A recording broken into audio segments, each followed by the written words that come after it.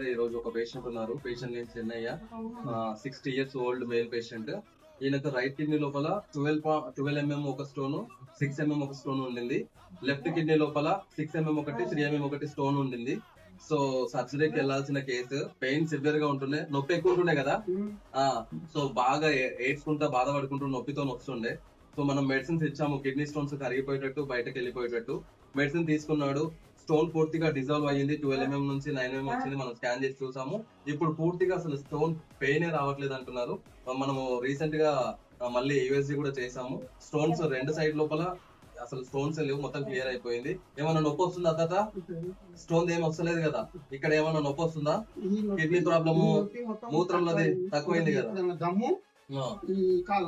Okay, చూడండి, kidney related problem పూర్తిగా, stones related problem solve అయిపోయింది. ఓన్లీ దమ్ ఒకటి మోకాళ్ళ నొప్పి ఉందంట, దానికోసం వచ్చారు. Thank you.